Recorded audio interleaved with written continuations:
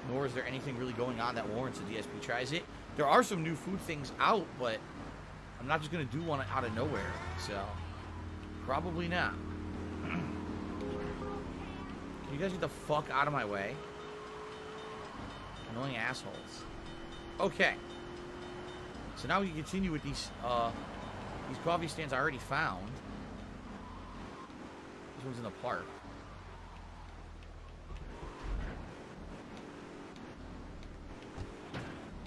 I have to turn around.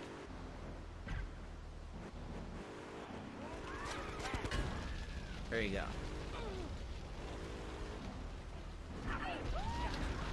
A nice quad murder, and now my car's on fire, and I gotta run.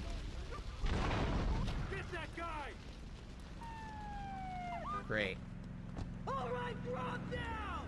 Leave me alone. But then the cop's an idiot.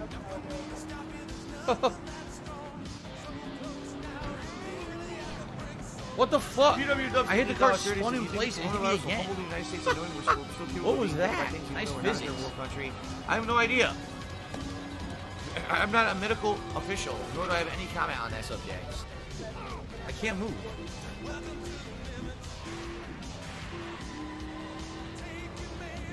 One step more.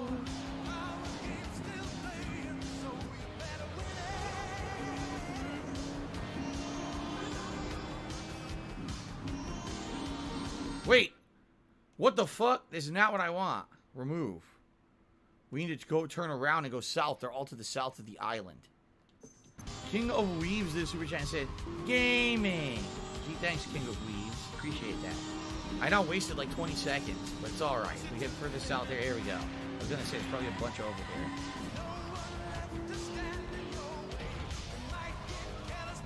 We're doing way better this time around. My strategy is working. The only bummer is there's one more on this island that we haven't found yet. I can't move. The car's stuck. You're kidding me. See, this is bullshit. This is fucking complete bullshit. That happened before, too. Remember earlier in the playthrough, the cop touched my door, then got launched by a car. And the game said he arrested me. Well, he didn't. He was gone. He was on his ass somewhere. See, if anything, when you play this game, okay, sadly what happens is it exposes how bad this game is. It's Tevin's fault. And how good the future GTA games actually are. Because this game is actually shitty. It really is. I feel GTA 3 is a shitty game. It's poorly made. The whole busting mechanics are broken. The car physics are terrible. Hitting something and spinning around multiple times and shit is just so dumb. And there's so many things in the game that are buggy and a waste of your time that they could have refined and made differently. And then the thing is, they did it. With the next two games, it's so much better. Like both Vice City and San Andreas are incredibly good games. And this game, it just kind of sucks. It really does suck as like a legacy thing. You play the original trilogy, it's like I saved the worst for last. I really did. Maybe I should have played them in order. Because then it would have incrementally gotten better and better. You know what I'm saying? Right now, it really does stink.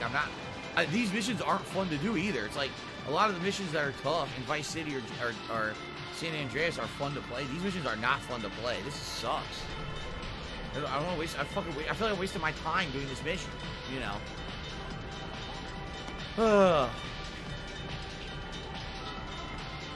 How many meals a day do I eat? Am I into intermittent fasting? No.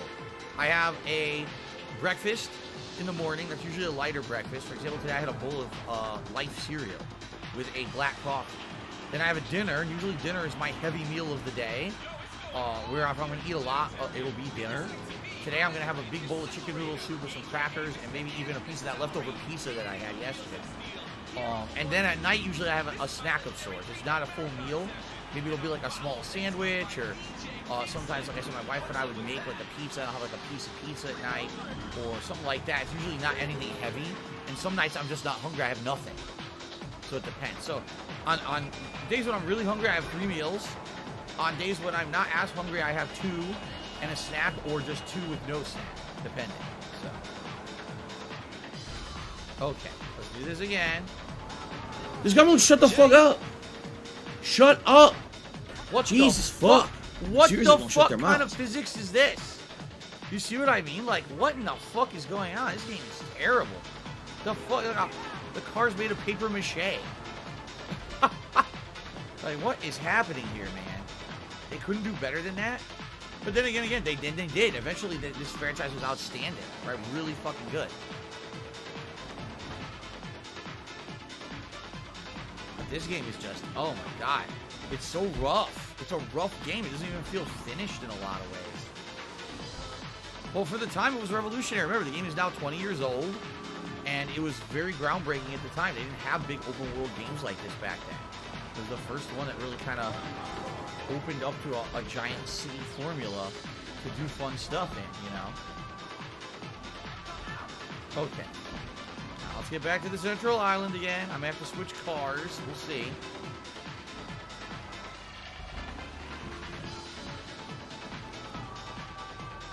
The thing, like, I could sit here and shit on the game. I don't really want to shit on it because I know it's the oldest one.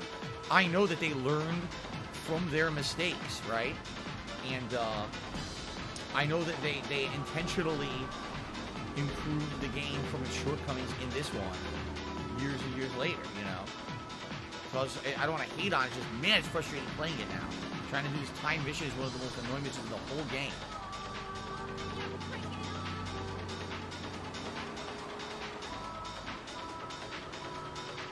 Okay.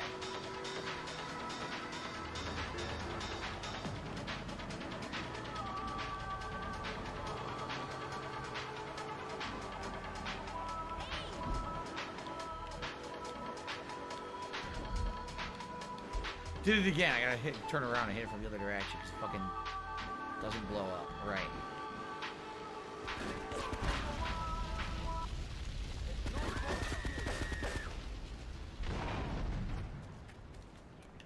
Just need any car.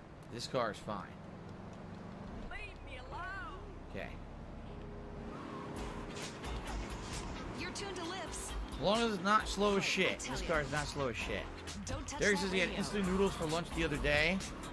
With egg and char siu barbecue pork. That sounds really good. Yummy. What is this song? I've been playing this game I'm almost done with it. I haven't heard this song on the radio yet. Wow. They totally won't let me wreck it. It won't work. There. Piece of shit. Okay. So what I didn't realize on there, they're saying that all the pop-up stands in the game are drugs. So wait a minute. Does that mean all those little coffee stands that no one ever stops at to drink coffee are all drugs? I just realized that's what the game is basically saying. This is what GTA does. It tends to, like, actually have, like, social commentary. Because I've never in my life stopped at one of those coffee stands. I see them all around this area. I live in the Seattle area, and they're all over the place. Like, everywhere you go, you see, like, a little coffee stand. You're gonna drop and buy a cup of coffee. But I've never stopped at one. I always just go to, like, Starbucks if I'm gonna get a coffee while I'm out. So you're saying that what they're really doing is selling drugs. That's why people go there. I mean, that makes a lot more sense, actually. He's going to kill me. He's going to try to kill me.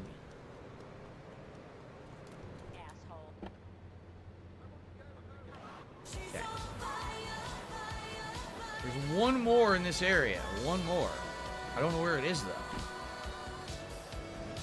And then we can go to the final island. But where the fuck is this final stand, man? I don't see it. Fuck. With Dre Day, just took me $2. What do I do? You grab a rocket launcher. It makes life a lot easier.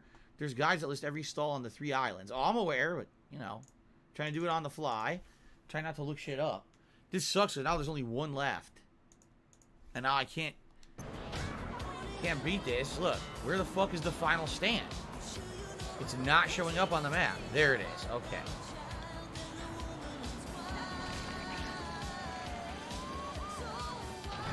Okay. Now we gotta go to Staunton. We already know there was one over here, and then one a little bit further up. You better not fucking arrest me again, dude. I'm just gonna turn the game off. Fucking piss me off. There we go.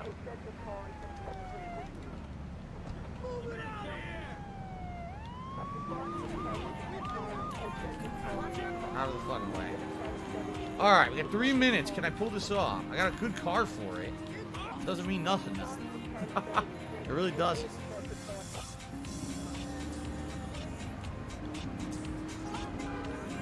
Alright. Come on. We gotta try to finish this shit.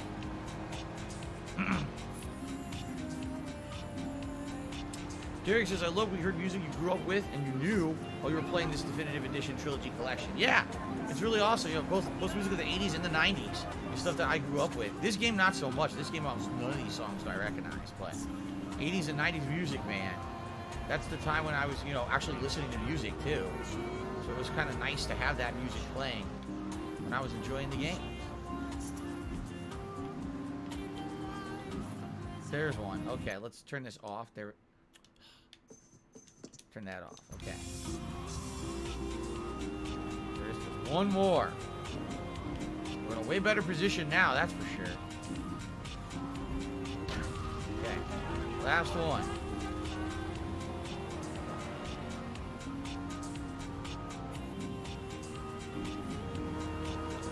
$110.09 from PayPal. There it is. Great car for this.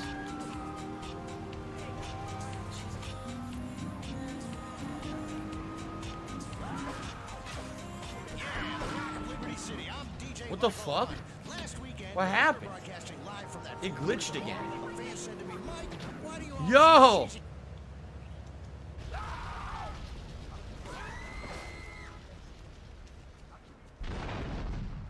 It worked. The car blew it up. The car blew it up. That was amazing. Oh, man. Well, no complaints there. I got it done. Good shit. What? Did you miss the special delivery mission? No, we haven't done it yet. I don't know if it's a side mission or a required mission, but we did not do the special delivery mission yet. And then Snowphil says it was just announced E3 2022 will be online only again due to the Decepticon spread. Oh, that's what it is, the Decepticon spread, huh? No, actually, here's the truth of the matter when it comes to E3. So E3 did actually just have a press release stating, okay, this year it's going to be online only because of Omicron concerns. We don't want to have people meeting in person and spreading it, okay? That's what they just announced. Then someone who's an insider to the industry... Oh, God, I'm going to die here. I'm dead. Yeah, nothing I could do. Fuck it, I lost all my weapons. I don't even care. I really don't even fucking care anymore. I don't give a shit. I'll just go buy more weapons. Anyway, someone who's an insider in the industry responded to the article and said, no, they're lying. This is completely spin on them.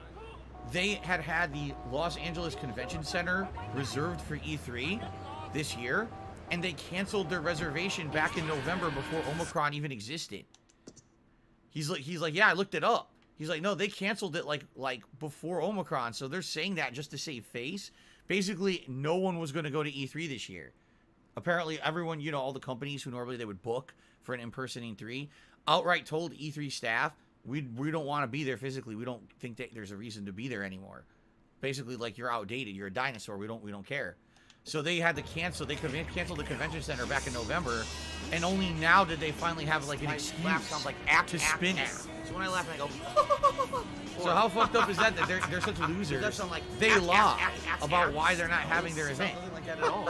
It's like, wow, you can't even be honest. Like, you guys are fucking messed up, man. But as you guys know, I've been saying this for many years now. E3 is so outdated; it doesn't need to exist anymore. There's no reason for it. It doesn't serve a purpose. It used to be the in-person place where all the companies would show off their games. Now all these companies realize we can just do it online, and we can work with Jeff Keighley and do his Summer Games Fest event and get way more press than we ever did back at fucking physical E3. Why are we paying all this money to be at a booth at E3 when all they did is they turned E3 into a fucking games convention, right?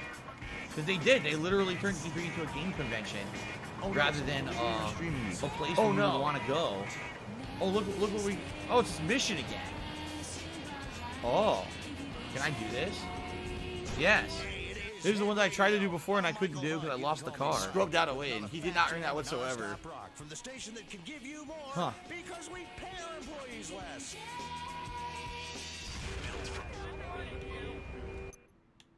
Okay. Thank you, Nathan, for re-upping your membership. He says 5 months and counting. Thank you for re-upping your membership, sir. I appreciate that. And King of Weebs is the latest super chatter. So let's update this leaderboard. A whale. Oh, that's cool. No, but I've been saying for years, what's the point of E3? I went to physical E3. I remember what I told you guys. I actually learned more about the games coming out by literally being out in my hotel room on the internet. Being on the showroom floor was just a waste of everyone's fucking time. It's like you gotta wait in line for hours to see a game for like 5 minutes. You barely got any gameplay of anything after waiting. It was just a complete... it was basically like... At one point, I can understand why that existed in the industry. But it was so outdated. Even in 2012, when I went to E3, it was outdated. Why the fuck do we need it in 2022? Right? It just doesn't make any sense at all that it even exists.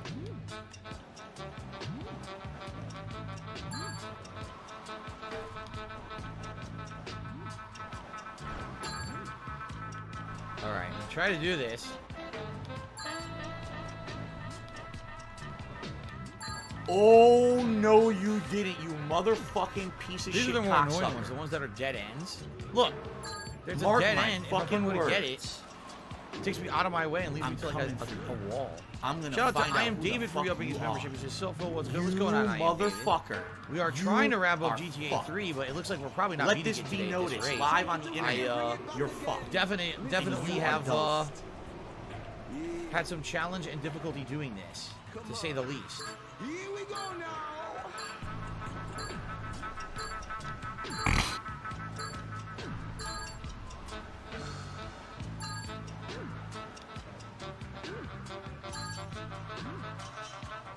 Why do I only count 4? I must have missed one. I did. I missed one. Yup. See how annoying this shit is? I missed one. Now I can't do it. Who even knows where the fuck it is? It claims it's over here. Look, down below. Look at that stupid shit. This mission sucks. Nathan Smith in the super chat says, "Did you hear the game Marvel Nemesis Rise of the Imperfects? It sounds familiar. I don't know if I ever played it, but it definitely sounds familiar." Oh, excuse me. Now I gotta go down and do the whole thing over again. I wonder what you get for doing this. It's so random, this mission. Marvel Nemesis Rise of the Imperfects. Isn't that like an original Xbox game or something like that? It sounds familiar to me.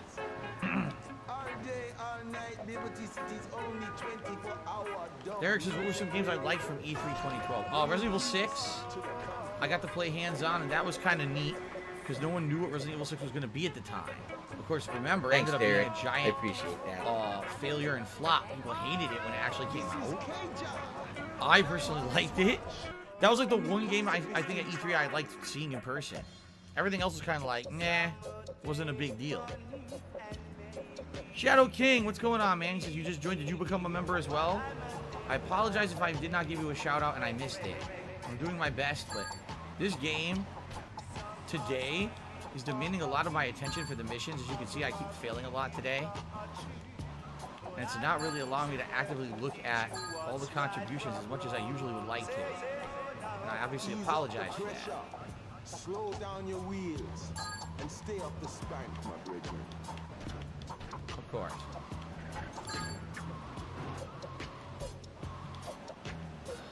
Okay. I think I got them all so far. I don't see any that I've missed, right?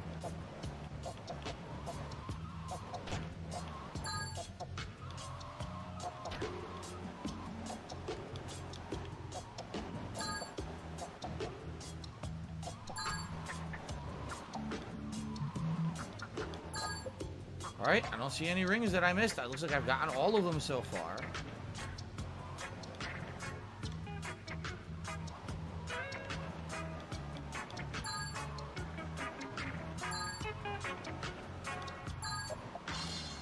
Yes, this will be all 20 now.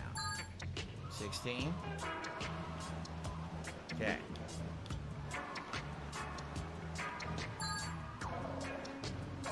The trickiest one's gonna be this jump, because I probably have to get tons of speed. You want knowledge? Okay. Let's run across the whole rooftop. My brethren. Alright, ready?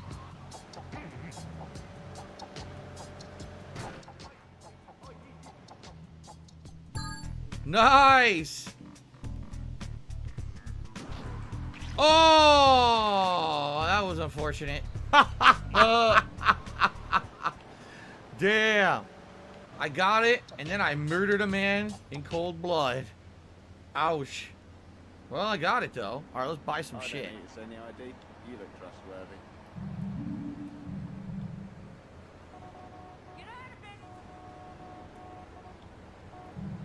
I'll just grab all of these a couple times. I have over $600,000. Oh, my God. Okay. So what do I have? I have a sniper rifle, AK. That's pretty decent loadout, I would argue. All right. All right, I got a lot of shout-outs to do. Hold on. I got a lot of shout-outs to do. See what we got. Yeah, the squish was disgusting when I hit that poor guy in slow-mo. So Shadow King, yes, I see you did become a member earlier. I don't know if I shouted out at that time. Thank you for becoming a member and supporting the channel. So Nathan Smith did another super chat. Says, did you ever see Danny Phantom? No. I know what Danny Phantom is. It's a cartoon, but I never actually saw that cartoon. How dumb they are. Thank you for the super chats. TX Shooter 50 did a super chat. Says, what's for tonight's stream? Late stream? Tonight's late stream is Game Pass Exploration. Meaning we're going to take some time away from just simply playing games. And what we're going to do is we're going to go on Microsoft Game Pass here on my Xbox Series X. We're going to go through all the games that are available and what's been added particularly since last summer. Because the last time I did this was the summer, the late summer, like August of 2021. So we're going to go through there. We're going to see what games are on there. And we're going to probably mark some for download and or start downloading some of them. Okay? Here, I'm going to save up while we're here, by the way. So, that'll be fun. And then what'll happen is if we have time, if some of them actually fully download, maybe we can try them out. But I don't know how the internet's going to be when we're trying to do that when I'm also live streaming and everything. So we'll basically prepare to check out some games on some upcoming streams. Maybe not necessarily this coming week, but definitely in January, the second half of January, there will be some downtime to check out some games on Game Pass, and I'd like to do that, but we need to look at the games first. So that's really the purpose of tonight's late stream. Wait, what? Oh, I brought the... I didn't even know I brought that car back. Oh, shit. Cool.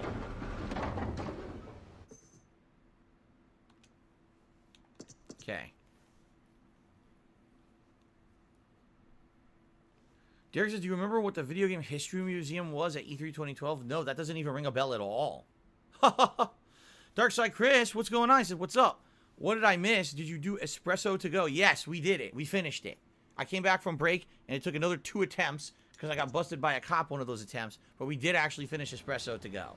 So, sorry you missed it, but obviously you can catch that on YouTube on demand after the stream is over if you would like to get caught up with that. Yes, we did it. It's good to see you, Darkside Chris. How you doing? And I hope you had a good holidays. And happy to have you back on the streams. All right. View the Colonels into my opinion on Tim Schafer change after Psychonauts 2. Well, here's the thing. Tim Schafer, back in the day, he was a legendary game dev. Games like Secrets of Monkey Island and stuff like that. He didn't make it in very many good games for a very long time. When I played Psychonauts 1, I played it like years and years after the fact when it was the more HD upgraded version, okay? And personally, I liked the game, but then his next major game was Broken Age, which, I mean, no one can deny that game is a complete ripoff and waste of everyone's time. Do we take it some more now or just wait for it to turn black and fall off? Give it a quick prod. Oh, what is that gooey yellow stuff? Oh, hey, babe! My handyman. I was bored, so I came over to keep Asuka company. She's got the makings of a natural, this girl. She's managed to extract this little gem from our guest. There's a plane coming into Francis International in 2 hours' time. It is full of Catalina's poison. You can avoid airport security by getting a boat out to the runway light buoys and shooting the plane down on its approach. Collect the cargo from the debris and stash it. Oh, you be careful now, okay, baby? Now try the chili oil. Chili oil. I see. 672 is saying that the special delivery mission, which is that infamous mission from, you know, my previous runs, was actually the last mission from some of the phone stuff, which I'm not doing it right now. So there you go. We have to do the phone stuff if we want to do special delivery. There's been some criticism about our workers. That's why I'm here at one of the Eris Alright, we have to drive to a boat, and thank God we now have a waypoint to follow and an actual map. In the original game, I don't think you did. I think you just had a point on the map you had to get to and figure out how to get to it yourself. Oh, let's see here. Big Papa Phil says, what do you think about the proliferation of booth babes at E3? Complete waste of everyone's fucking time. What the fuck does a scantily clad woman have to do with the game you're supposed to be advertising at E3? You see, E3 was always a fucking stupid thing. I mean, at one point it was like the glamorization of video games before they were taken more seriously as works of art. It was more like, oh, look, we got booth babes and all this sexualized shit, and you're in the in crowd if you get to go to E3. You're a special guy. Tiger, and over the years, all that went away. They realized how dumb it was. Tiger, and then they tried to turn E3 into basically a gaming convention for gamers, which it's also not supposed to be. So now E3 has lost its identity completely, and now it has no reason to exist. None of the game developers want to go to it. So now they're lying and claiming that they're doing this shit because of fucking COVID. It's not the case. They're basically making E3 digital only because no one wants to be at it, besides people who want to go to a game convention as like a vacation thing or something, you know. All right, get to the marker buoy. Hold on, my hat is itching me really badly. Okay. Huh. I don't like scantily clad women. No, I mean, of course, when I was younger, I was into scantily clad women, but of course, did that really promote games? No. He matched the button and got a no, I'm not into scantily clad women besides my wife. That's it. Okay, so here it is.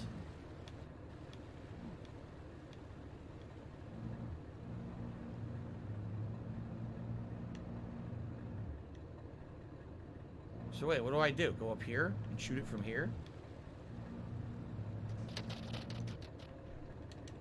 Wait, the boat glitched! What the fuck? What do I do? What the fuck?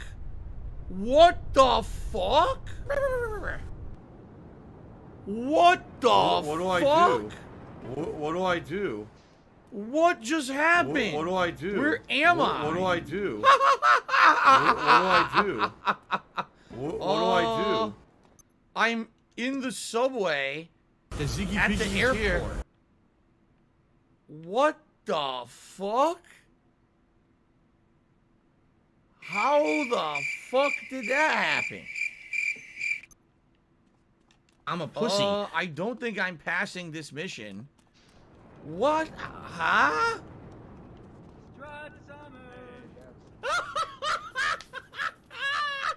I don't think I can explain this one.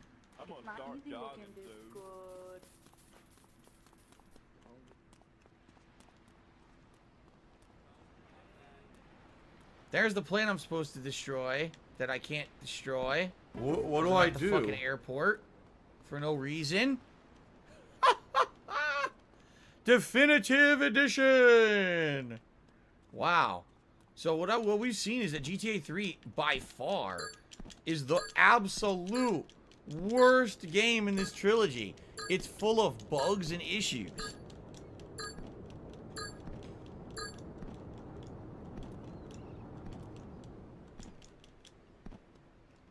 Wow. They said, Phil, you know, we contribute to you, but it always seems like it's a black hole. Because it always seems like no matter how much we contribute, this mission, you're always still in having problems. You're always still in debt, and nothing's getting better. I agree with you.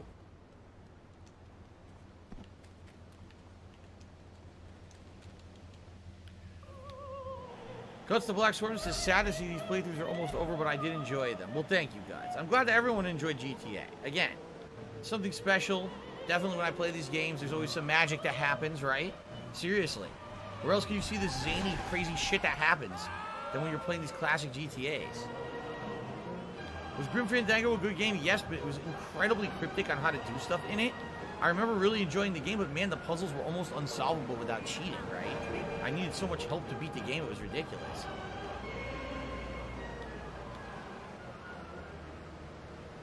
Oh, here we go again.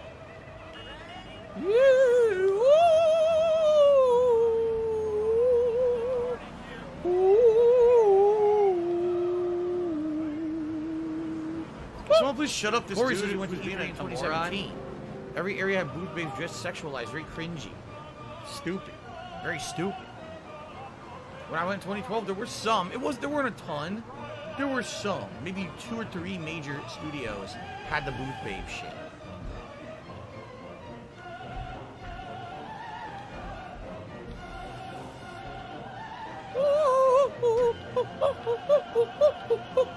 Feel your levels rising. Oh, excuse me. Oh.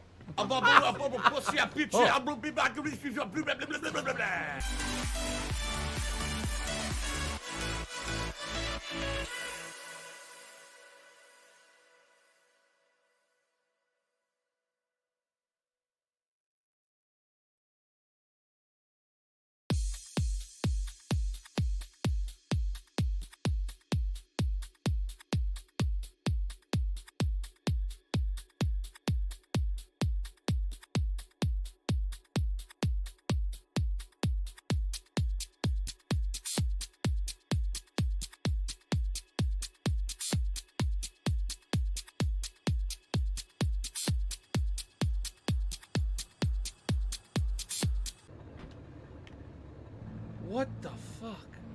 That's a second glitch.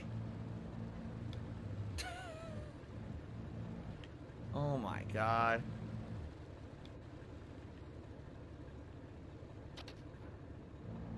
Let's glitch again, like we did last summer.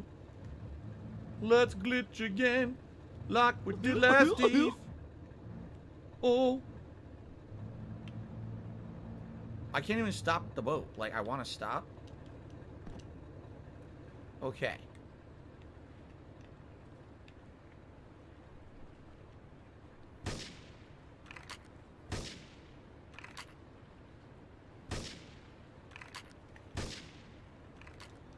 Okay. Let's glitch again. Oh, yeah.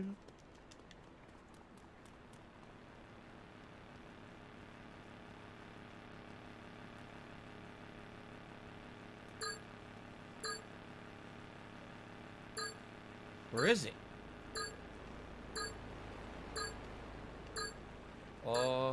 It's not here. It's invisible. What do I do? The plane never showed up. What the fuck?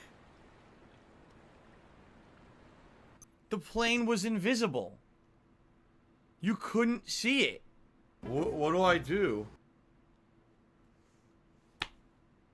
What the It's fuck, Tevin's man? fault. What is with this game?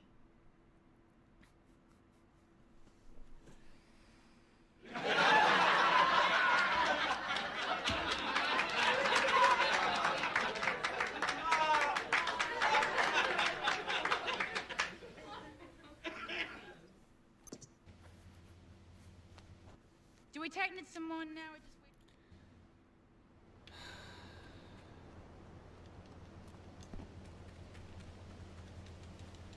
I'm never gonna beat this game at this rate because these final missions suck so bad it don't work. Jesus fucking Christ. Oh my god.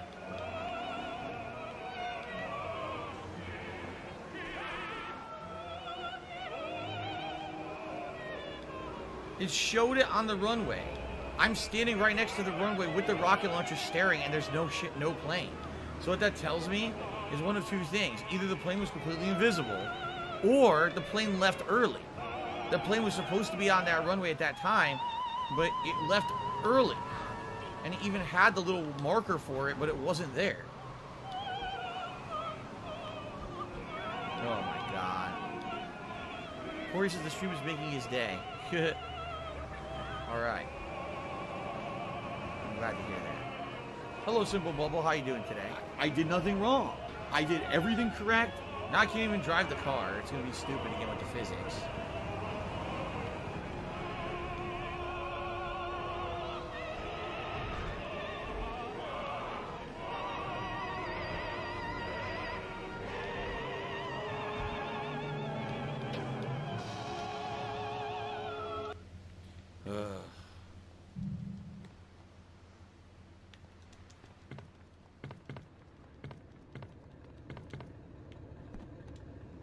Here we go again. Treyarch, go fuck yourself. Derek, they did No, patch really. this game. Apparently it was much worse when it first released in this collection, and then they patched it to fix the rain and stuff. Jimmy to me $1.50 says, it's been discovered Bully 2 died for Red Dead Redemption 1 and Max Payne 3. How do you feel about this? I personally think it was worth it to have Red Dead Redemption. For Red Dead Redemption was great. Max Payne 3 could have never existed and we would have been alright. But definitely, Red Dead Redemption is a great series, and it's good that it existed. I'm just sad that Bully ended like that because, man, Bully was an outstanding series, right? I loved playing Bully.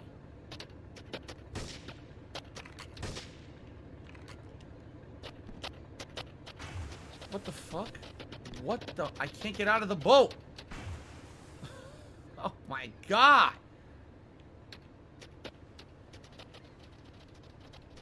What do I do?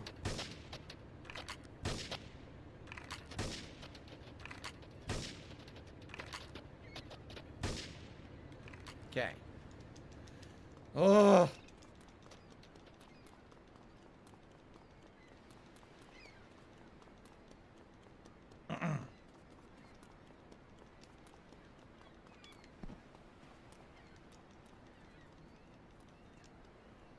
So it goes on this runway, right?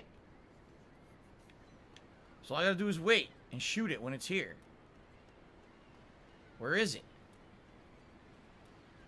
Oh, I see it. Here it comes.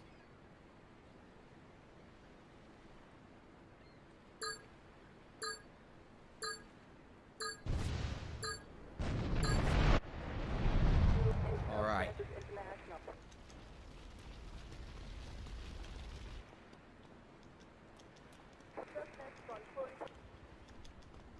Gotta hurry up. Why is it taking so long?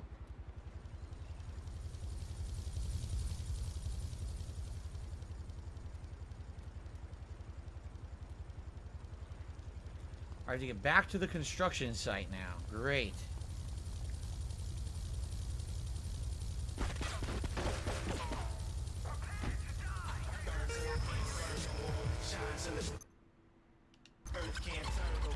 Gotta hope to find some of the symbols. Do I have any favorite Jack Black movies? I mean, School of Rock is a really good. School of Rock is really good. What was that? Did he just fire a point-blank rocket at his own face and kill himself? I think he did. Until there's only one man left standing. Tune in nightly or watch the 24-hour live webcast. You can't fly, right? You can't steal the chopper? So I was gonna steal the chopper for a second there. I was like, wait a minute, they don't work in this game.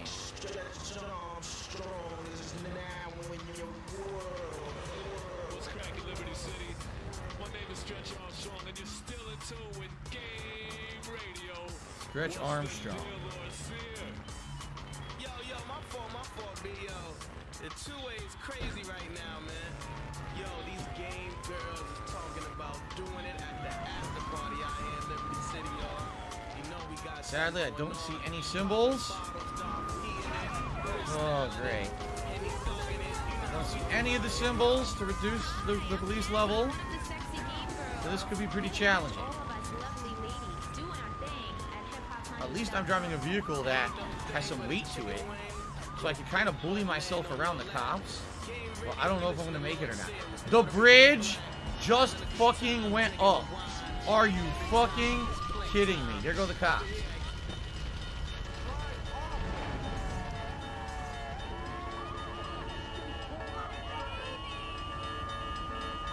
Where did this cop come from? There's no possible way that cop could have shown up. The bridge was up. He spawned out of thin air. To